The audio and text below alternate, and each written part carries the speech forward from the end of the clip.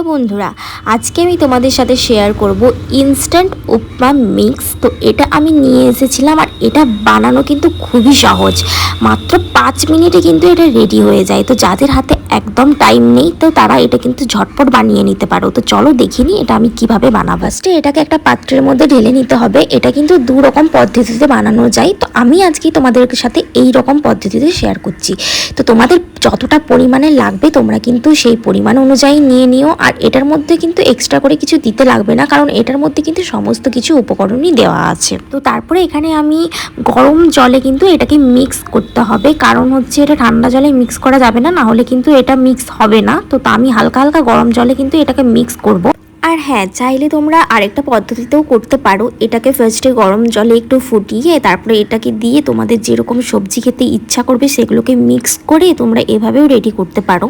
But ওটার পদ্ধতিটা একটু লেট হবে, আর এটা হচ্ছে ইনস্ট্যান্ট হয়ে যাবে, মানে এটা 3 থেকে 5 মিনিটের মতোই লাগবে। তো তার জন্য আমি 3 থেকে 5 মিনিটেরই একটা রেসিপি তোমাদের সাথে শেয়ার করছি। তো এখানে দেখতে পাচ্ছ তোমরা যেরকম পরিমাণের থিকনেসে খাবে তো তোমরা সেরকম পরিমাণের অনুযায়ী জল মেশাবে।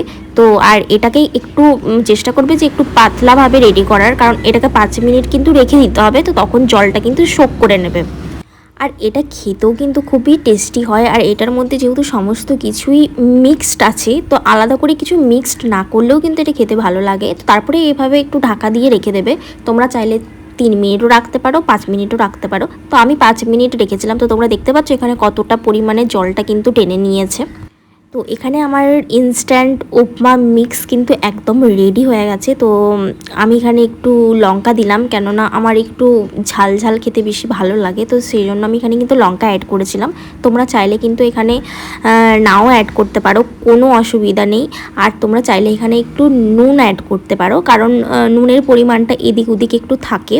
তো আমি এখানে নুন আর লঙ্কা অ্যাড করেছিলাম, ব্যাস, আর কিচ্ছু না। তো তোমরা দেখতে পাচ্ছ যে জিনিসটা কিন্তু অনেকটা টেস্টি হয়েছে। তো আর খেতেও কিন্তু খুব টেস্টি হয়েছিল। তো তোমাদের কেমন লাগলো ভিডিওটা তোমরা কিন্তু জানিও। দেখা হচ্ছে খুব তাড়াতাড়ি।